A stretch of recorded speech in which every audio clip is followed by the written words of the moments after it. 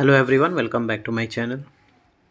So in this video I am going to solve this question. This question is from issue of share chapter and the topic is oversubscription and forfeiture of shares issued at premium. So have a look, question number 59 it is there.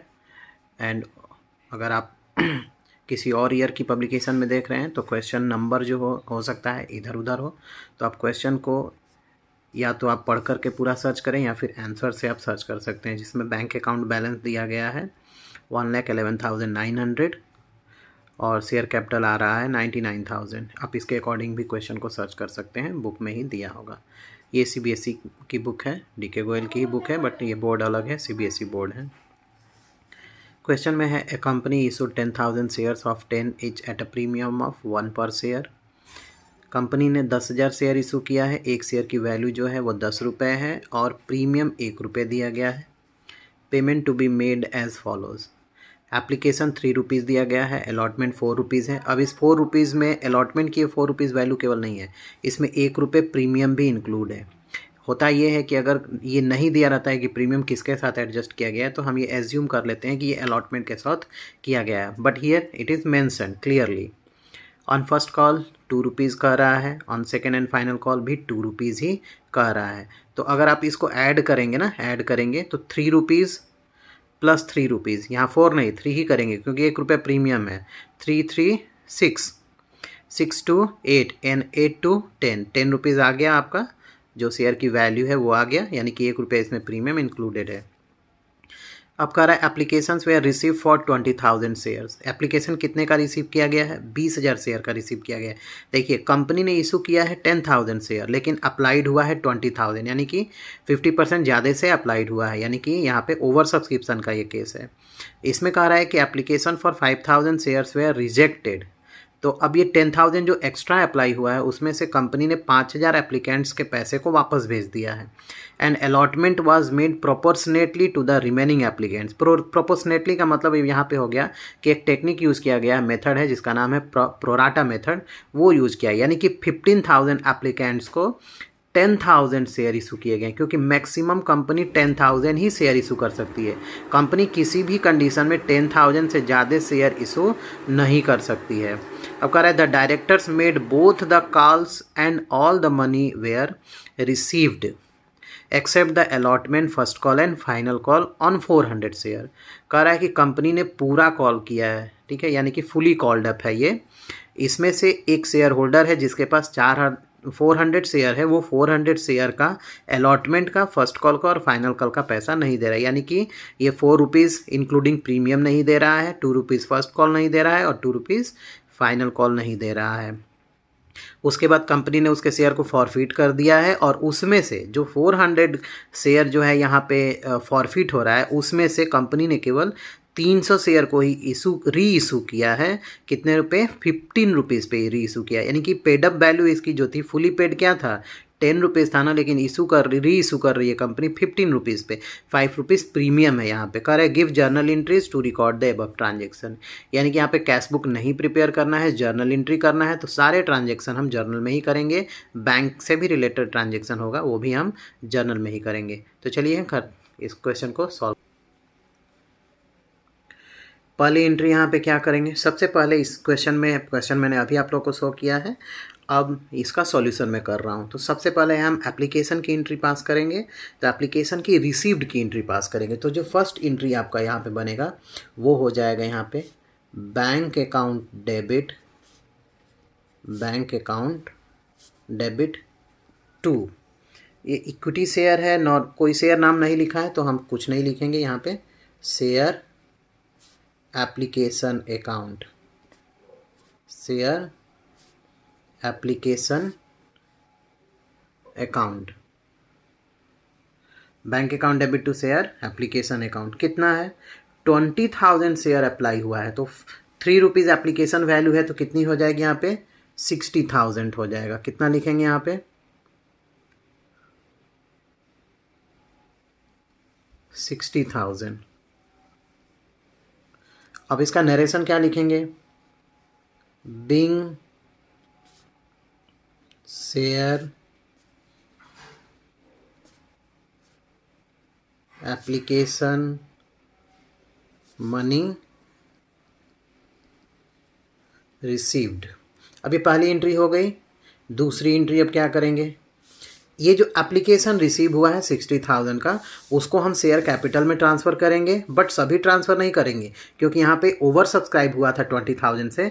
हम जितना share company ने issue किया है उसी के balance को share capital में transfer करेंगे, जितने से अप्लाई हुआ है उसका नहीं करेंगे, ठीक है। और बाकी जो एक्सेस होगा उसमें से 5,000 को कंपनी कह रही है कि वो वापस भेज दे रही है, तो टू बैंक कर देंगे।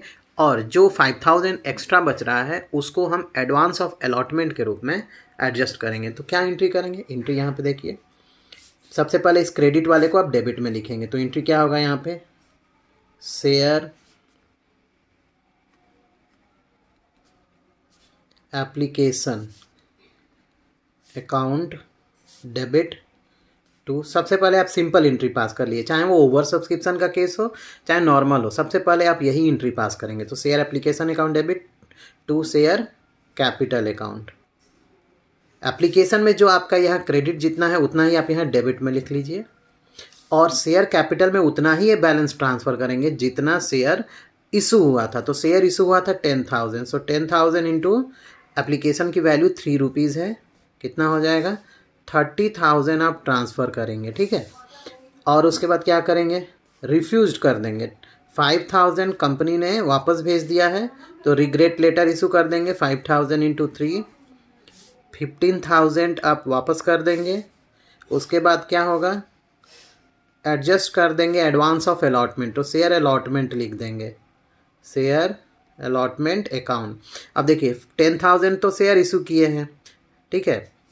अब यहाँ पे 5,000 को आपने वापस कर दिया तो बचा और कितना 20,000 में 5,000 और, तो वो एडवांस ऑफ अलॉटमेंट है 5,000 इंटू 3 रुपीज़, यानी कि 15,000 कंपनी ने एडवांस रखा हुआ है एज अ एडवांस, रखा हुआ वहाँ कंपनी ने as a advance of allotment.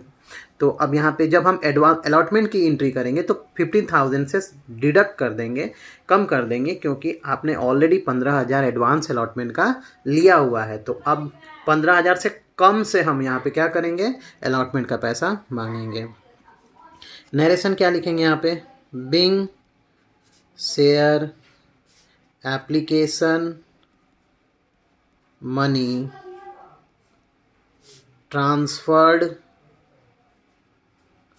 To share capital account and excess money used as an advance of allotment। ये इतना हो गया। थर्ड एंट्री इसमें क्या करेंगे, थर्ड एंट्री जो आपका यहाँ पे होगा वो हो जाएगा अब यहाँ पे अलॉटमेंट की, क्योंकि हमने एप्लीकेशन की एंट्री कर ली है, अब हम करेंगे क्या, अलॉटमेंट की एंट्री करेंगे। तो अलॉटमेंट की एंट्री जब आप यहाँ पे करेंगे तो क्या करेंगे, अब ये देखेंगे कि अलॉटमेंट की वैल्यू कितनी है, जो अलॉटमेंट है उसकी वैल्यू कितनी है, क्लियर है। तो मैं इसको फोल्ड कर दे रहा हूँ इस पेज को, इतने को, क्योंकि वो तो हो गया है, उतना क्लियर है सबको। अब हम करेंगे अलॉटमेंट की एंट्री। तो थर्ड एंट्री जो होगी वो होगी अलॉटमेंट की एंट्री। तो अलॉटमेंट की एंट्री में क्या करेंगे, यहाँ पे शेयर अलॉटमेंट अकाउंट डेबिट, क्या लिखेंगे, शेयर अलॉटमेंट। अब यहाँ अलॉटमेंट की ड्यू की एंट्री कर रहे हैं, तो एंट्री हो जाएगा यहाँ पे share allotment account debit to share capital account, और उसके बाद क्या लिखेंगे, to security premium reserve account, क्योंकि प्रीमियम पे है ये, जो ये शेयर इशू किया गया था वो 1 रुपये प्रीमियम पे था, तो प्रीमियम को अलॉटमेंट के साथ ही एडजस्ट करेंगे। तो यहाँ पे क्या लिखेंगे, to security premium reserve account being share allotment money due. अब यहाँ पे एक चीज़ आपको ध्यान में रखना है, ओवर सब्सक्रिप्शन के केस में जितने से शेयर अप्लाई हुआ होता है उसको केवल हम फर्स्ट एंट्री में ही करते हैं, उसको एंट्री करते हैं, उसको जब हम कंसीडर करते हैं तो केवल फर्स्ट एंट्री में ही करते हैं। उसके बाद जब अलॉटमेंट की एंट्री करेंगे तो कंपनी ने जितना इशू किया है उतने को ही अलॉट करेंगे। तो कंपनी ने 10,000 शेयर इशू किया था, तो 10,000 इंटू शेयर कैपिटल में उतना ही बैलेंस ट्रांसफ़र करेंगे जितना अलॉटमेंट की वैल्यू है। तो 10,000 इंटू 3 रुपीज़ अलॉटमेंट की वैल्यू है और 10,000 इंटू 1 रुपीज़ प्रीमियम की वैल्यू है। तो प्रीमियम में 10,000 चला जाएगा, इसमें कितना चला जाएगा 30,000। तो टोटल अलॉटमेंट कितना हो जाएगा 30 + 10 40,000। अब फोर्थ एंट्री यहाँ पे क्या करेंगे, रिसीव करेंगे अलॉटमेंट को, bank account debit to share allotment account. अब यहाँ पे डायरेक्ट नहीं कर देंगे रिसीव, क्योंकि आपने कुछ एक्सेस जो एप्लीकेशन पे रिसीव किया था उसको एडवांस ऑफ अलॉटमेंट एडजस्ट किया है। तो यहाँ पे एरियर भी है अलॉटमेंट पे, तो कैलकुलेशन करेंगे, ठीक है ना। क्या कैलकुलेशन करेंगे, वर्किंग नोट करेंगे। मैं वर्किंग नोट यहीं पे कर दे रहा हूँ, फर्स्ट कॉल की एंट्री उसके बाद करूँगा। तो वर्किंग नोट आप इसके बीच में नहीं लिखेंगे, यहाँ पे थोड़ा सा पेज पलटना पड़ेगा, इसलिए मैं डायरेक्ट यहीं पे कर दे रहा हूँ। वर्किंग नोट यहाँ पे आप साइड में आप लिखेंगे, मैं यहीं पे कर दे रहा हूँ। क्या लिखेंगे, amount due on allotment, amount due on allotment. तो आप समझ सकते हैं कितना अलॉटमेंट पे ड्यू है 40,000। लेस कर देंगे जितना आपने एक्सेस रिसीव किया है, एडजस्ट किया है एप्लीकेशन का एडवांस के अलॉटमेंट के एडवांस के रूप में, तो वो access on application used as an advance of allotment। तो कितना है हुआ था वहाँ पे 15,000 हुआ था, अगर आप लोग को याद है तो 15,000 उसमें एडवांस हमने रखा था। तो माइनस कर देंगे तो ये कितना हो जाएगा 25,000। यानी कि अब आपको शेयर होल्डरों से कितना लेना है, पहले लेना था 40,000, लेकिन उन्होंने ऑलरेडी पहले से ज़्यादा पेड किया है, तो जो एडवांस उनका आपने रखा है उसको आपने अलॉटमेंट के एडवांस के रूप में रखा था, तो अलॉटमेंट में से माइनस कर देंगे। तो अब आप उनसे कितना लेंगे 25,000। इसमें से आप लेस क्या करेंगे, एरियर्स। एरियर्स कितने का था, एक शेयर होल्डर है जिसके पास 400 शेयर है और वो 400 शेयर उसको ये अलॉट किए गए हैं, ठीक है ना। तो उसका अप्लाइड आप निकाल लेंगे, ठीक है। तो पहले तो जब अलॉटेड दिया गया है शेयर तो आप डायरेक्ट उससे मल्टीप्लाई कर दीजिए, 400 इंटू 4 रुपीज़, अलॉटमेंट की मनी 4 रुपीज़ है, 1600। यहाँ पे भी लेस करेंगे, एक्सेस ऑन जो डिफरेंस है दोनों के बीच का, इसको अलॉट 400 हुआ है लेकिन वो 400 के लिए अप्लाई नहीं किया, उससे ज़्यादा के लिए अप्लाई किया है। कैसे पता करेंगे, जितना भी आपका अप्लाइड हुआ है, तो अप्लाइड हुआ है तो 20,000, लेकिन प्रोराटा कर रहे हैं 15,000 पे। सो 15,000 डिवाइडेड बाई 10,000 इंटू 400। ये अगर आप करते हैं तो आपका यहाँ पे हो जाएगा 600। यानी कि एक्सेस ऑन 600 माइनस 400 अलॉट किया गया है, सो कितना आ जाएगा 200।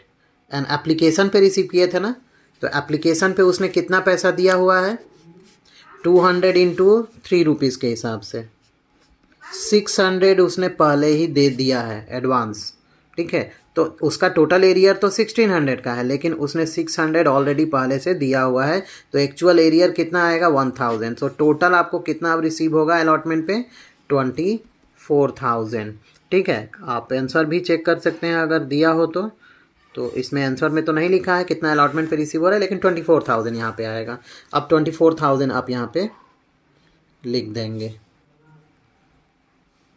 24,000। तो ये अलॉटमेंट की एंट्री भी हो गई। अलॉटमेंट की एंट्री के बाद क्या करेंगे आप, फर्स्ट कॉल की एंट्री करेंगे, ठीक है। तो फर्स्ट कॉल की एंट्री अब यहाँ पे क्या कर रहे हैं, फर्स्ट कॉल की एंट्री अब क्या करेंगे यहाँ पे, तो अभी तक हमने 4 एंट्रियाँ की हैं, तो 5th एंट्री क्या करेंगे? शेयर, मैं यहाँ पे लिख रहा हूँ, share first call account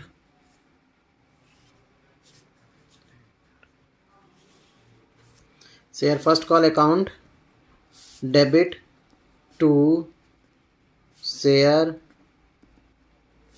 capital account. अब इसमें फर्स्ट कॉल कितना है? 2 रुपये है, और शेयर इशू कितना हुआ था? 10,000। सो 10,000 इंटू 2 रुपीज़ 20,000 हो जाएगा। हम यहाँ पे लिखेंगे कितना? 20,000। 20,000 डेबिट क्रेडिट लिख देंगे। Being share first call money due. अब इसको रिसीव कर लेंगे, तो रिसीव की एंट्री क्या करेंगे? Bank account debit to share first call account being share first call money receive. अब यहाँ पे एरियर भी है ना, तो देखिए यहाँ पे कॉल्स इन एरियर्स अकाउंट आप ओपन कर लेंगे। इस तरह क्वेश्चन में तो बुक में तो दिया नहीं है क्वेश्चन में कि आप एरियर अकाउंट ओपन करना है, बट आप कर लेंगे, ठीक है ना। Calls in arrears account, arrears account यहाँ पे कितना हो जाएगा? 10,000 इंटू 2 रुपीज़, यानी कि 20,000 आपको लेना था, बट 400 एरियर हो गया है, यानी कि 400 इंटू 2 रुपीज़ 800 का एरियर है, तो आपको मिलेगा कितना? 19,200। इतना क्लियर है फर्स्ट कॉल वाली एंट्री। अब उसके बाद हम क्या करेंगे? उसके बाद आप करेंगे 7th एंट्री सेकंड कॉल की। तो सेकंड कॉल की एंट्री भी सेम वैसे ही होगी, केवल फर्स्ट कॉल के जगह पे आप सेकंड कॉल लिख देंगे। Share second and final call account, second and final call account debit to share capital account.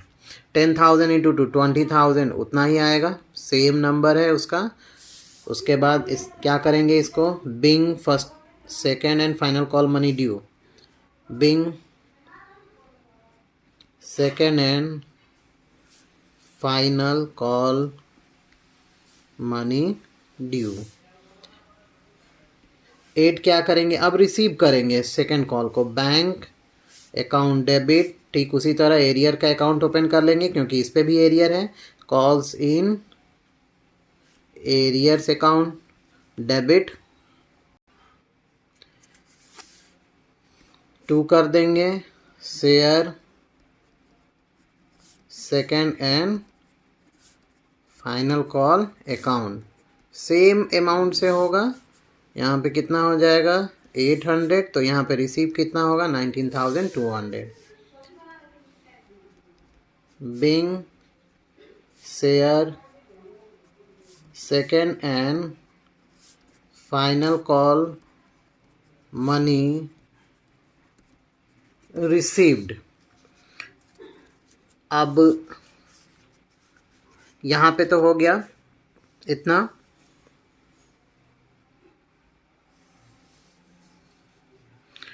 अब इसके बाद आपको करना क्या है?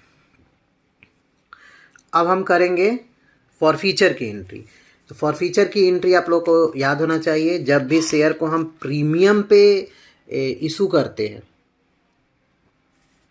एंट्री में क्या लिखेंगे? यहाँ पे एंट्री आपका होगा शेयर कैपिटल।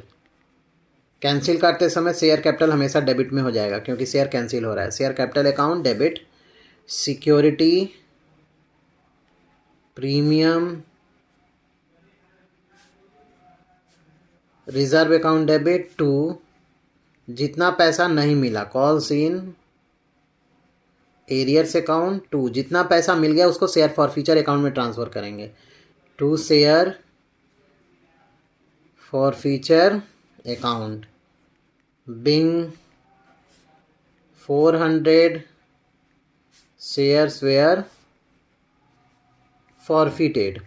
अब 400 शेयर फॉरफिट कर रहा है यहाँ पे। सो 4 अब पूरा कॉल्ड अप हुआ है तो 10 रुपीज़ से डेबिट में लिखेंगे शेयर कैपिटल में। यहाँ कितना लिखेंगे 400 इंटू 10 रुपीज़ 4000 और यहाँ प्रीमियम कितना हो जाएगा 400 इंटू आपका 1 रुपीज़ था ना, सो 400। अब कॉल्स इन एरियर्स में अगर आप देखेंगे तो अलॉटमेंट पे एरियर तो 3000 आ रहा था,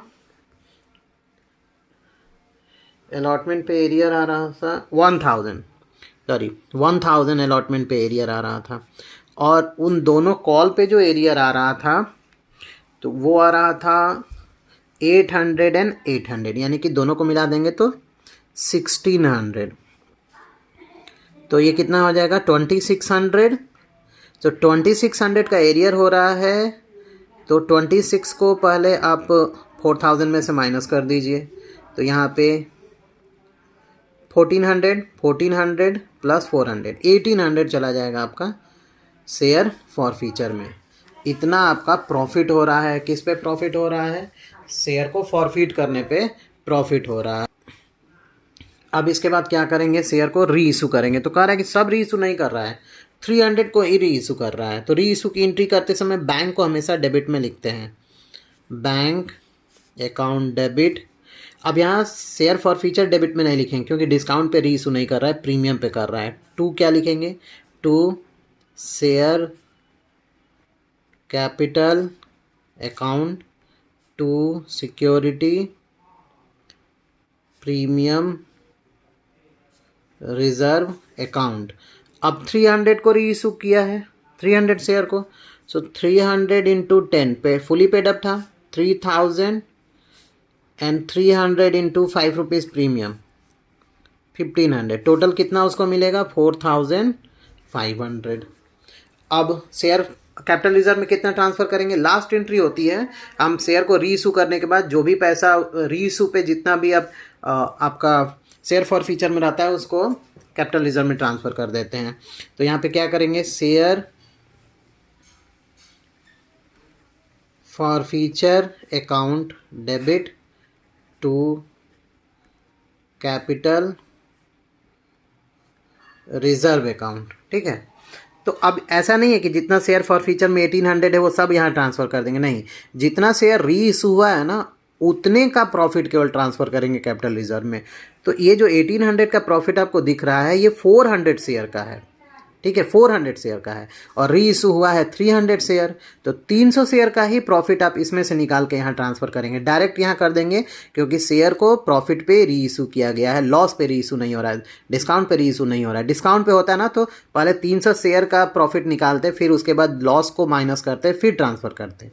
बट यहाँ पर तो प्रीमियम पे इशू है तो डायरेक्ट 300 शेयर का प्रॉफिट निकाल करके यहाँ पे ट्रांसफ़र कर देंगे। तो इसका एक शॉर्टकट होता है, क्या होता है, जितना भी आपका प्रॉफिट है, जितना भी उसको उस कितने पे वो प्रॉफिट है उससे डिवाइड कर देते हैं। तो ये 400 पे प्रॉफिट है और जितने पे आपको निकालना है उससे मल्टीप्लाई कर दीजिए। 300 पे आपको निकालना है तो 300 से मल्टीप्लाई कर दीजिए, कितना हो जाएगा ये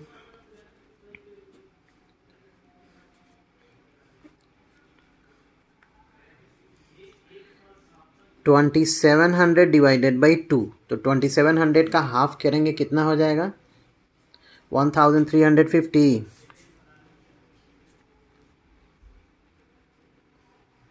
यस 1350 आपका ये आपका आ गया कैपिटल रिजर्व का बैलेंस।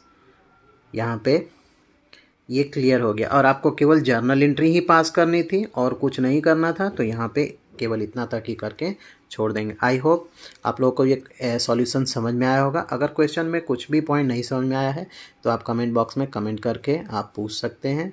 कोई और भी क्वेश्चन आपको प्रॉब्लम हो रही हो तो आप क्वेश्चन पूछ सकते हैं।